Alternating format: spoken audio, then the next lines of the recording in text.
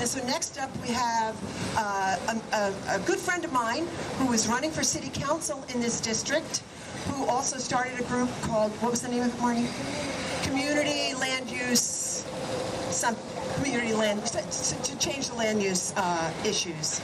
And Marni is well known in this neighborhood, and she has a lot of information about what's going on. And I just want to present my friend Marni Halasa. I had to do that. So listen, you guys, Ann McDermott worked so hard on this. We just have to clap for her. Yay! So, but my name is Marni Halasa.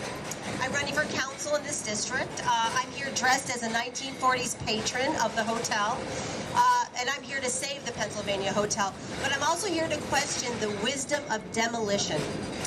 There's a calcified thinking going on in development nowadays where one must demolish for progress, one must not take the historical value of our city structures, one must not care what the community values and holds dear, and one must use their private property rights and sledgehammer existing city structures and the environment.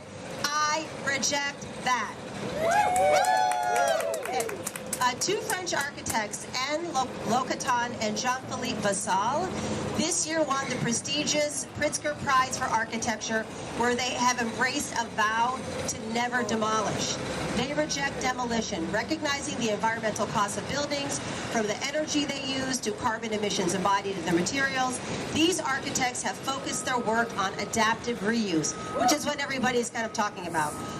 Instead of tearing down aging or obsolete buildings, they find ways of adapting existing spaces to meet new needs.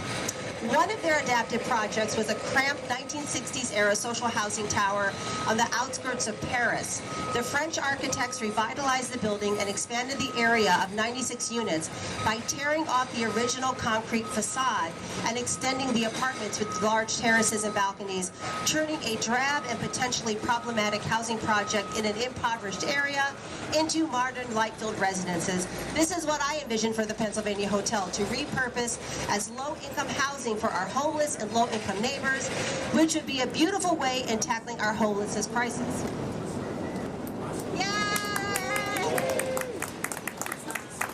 New York City would so benefit from their leadership. This is Lacaton's and Vassal's philosophy. Transformation is the opportunity of doing more and better with what is already existing. The demolishing is a decision of easiness and short term. It is a waste of many things, a waste of energy, a waste of material, and a waste of history. Moreover, it has a very negative social impact. For us, it is an act of violence. Our city bleeds and its soul cries out every time a historic building is demolished. For those reasons, I reject the demolition of the Pennsylvania Hotel, and I reject other areas of demolition simply for developers to make a buck at the expense of the community. Saving our historic structures is not just a nice thing to do, it is a philosophy for how architecture should exist in the world. And if I'm elected, I would create legislative mechanisms to protect our historic buildings. I would create a powerful check by the council on the Landmark Commission and the city's agenda, and personally I would welcome all you amazing activists here at the table, giving you a real voice in saving our city. Woo!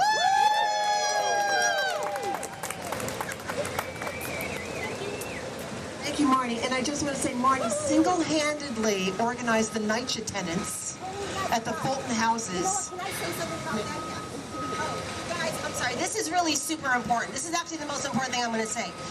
So I worked with really just one other activist and myself and the tenants, maybe about like 30 tenants at Fulton houses.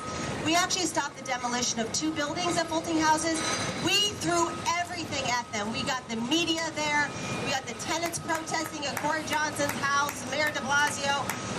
Like Monica Morales was there every week. We filed a federal lawsuit that was dismissed. We threw everything in the kitchen sink, and we were able to stop the demolition. Unfortunately, we were not able to stop the privatization of it, and we're still fighting, but still, it's something, the one thing that the tenant said, we're not moving. We're going to chain ourselves to our radiators, and we're not moving.